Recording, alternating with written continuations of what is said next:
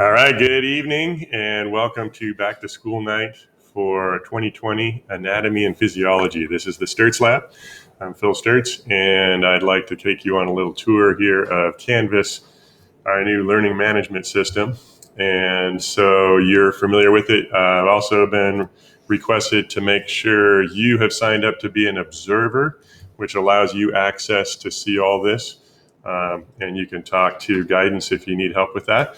But this is basically our Canvas homepage.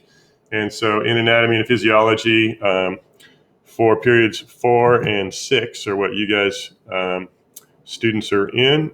We have period 4 on Mondays at 11:33 a.m. and on 1:59 p.m. for period 6. Your students would be going to this Zoom, and that's the updated hybrid schedule. So that'll get updated from here, and they just click start on the top one that says today, even if this time doesn't totally match because I've made the same for both anatomy and physiologies. And you should be good to go to join us in Zoom then. And Zoom allows us to do breakout rooms and have different kinds of connections with students, whether they be online or whether they be in class. So on block days, this is where we have our hybrid schedule. If your student is teal, it'll be periods 4 and 6 are at 10:15 for period 4 a.m. and then 12:55 p.m. And they'll either be in class if they're a hybrid, or they'll be online checking in and we'll be taking attendance at the beginning of each period. And then silver would be on Thursdays at those same times. It's just that the silver would be in class while then everybody who's online or the teal's off would be checking in online that way. So we'll always be starting class, and that's our motion detector failing. So we basically starting class together and then breaking off from there depending upon whether the students are online or whether they're actually here in class in a hybrid scenario. So that's the Zoom scenario. Announcements are here. You want to be familiar with the fact that each student is going to be bringing in their own personal device or have gotten a Chromebook. If they don't have their own laptop or their own iPad of some sort like that, a tablet, we don't want them on their phone as the solution. It's just not really feasible. But if you notice here where I said no video camera, we're trying to encourage them all to be connecting with each other with their video on and to sign up to get a Chromebook if they're having trouble with any kind of issues with what their device is. If they don't have one, that we want to get that taken care of as soon as possible, and that they're using that at home as well as then that's their personal device to be used in class that they bring every time they come to class.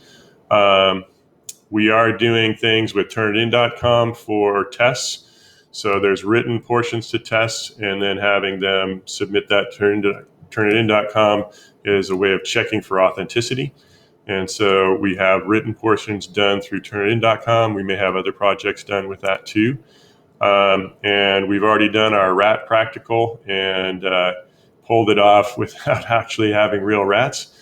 But that was our first challenge, is how to do things virtually. So what you should probably be aware of, though, that's most beneficial, and if we go to student view, that the to-do list here, if you're an observer, you'd be able to check this, or your students would be able to on the homepage right above my head.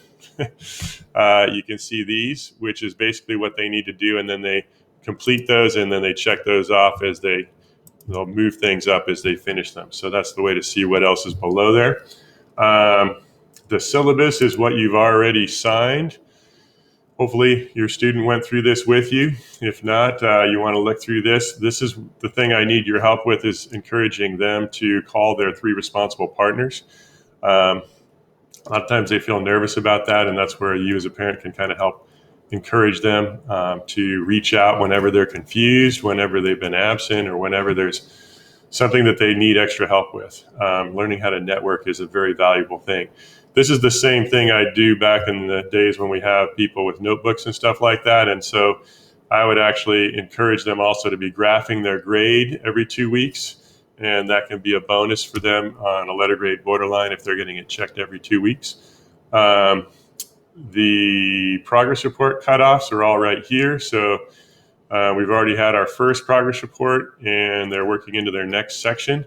And so right now we're working in connective tissues, but it is October 8th, and so they'll be beyond that. But histology is the unit that we're on right now, and they're drawing as well as that's the lab part, doing different sketches, but then they're also working through the notes. And so we're kind of flipping the classroom to a certain degree, but we have to still keep everything based online because of the circumstances. And then we try to enrich and make more interaction happen while we're in class. So I'm leaning into this next week, having them actually be involved in designing kind of the basics of a claim evidence reasoning baby step towards doing their own experiments. And so I'd like to be able to have them group within their cohort to do that for those that are here, separate from those that are online, and getting the online people together in a group that way that are within their same cohort for color, teal or silver.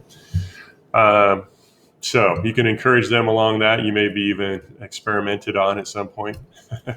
This is the Google form that they clicked once that they had gone over this with you. And then also we were looking for chaperones for drivers for Monterey. Once we get to the yellow level, which is I think the fourth level for COVID being gone, we'll be able to have field studies. And so in May, I have that scheduled. So if you'd like to be a driver for that, that would have been something you also would have selected for on this Google form. And you just have to be willing to do a live scan, which is paying $50, at least that's what it used to be, upfront. And then we reimburse you once that happens, and you're a chaperone, as well as we'll reimburse for gas.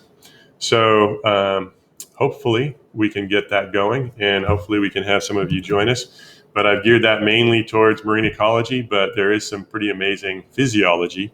And that's my background at UCSD. I was an animal physiology major. And so that's my story. I have 3 boys, and my youngest is actually at the University of Oregon. He's 22 now and in his senior year. And the other 2 are married and graduated and off into life. But my oldest son just did a film with Dana Brown honoring Bruce Brown, which is A Life of Endless Summers. So maybe you've seen that. He was the chief editor for that. And my son Steven is also married, and he is working at Trader Joe's, which you might see at Ocean Ranch, until he finds out about becoming a ranger. He's applied to do that. So kids go all different directions, and I guess it's important to realize every kid is different. And so I've been really blessed with the boys I have, and my wife teaches at Dana Hills High School in English. So we're living this together. So together we'll navigate 2020 and into 2021. If you need to reach me, it's pcstirtz, STIRTZ, at capousd.org. Thanks for joining us, and have a great evening.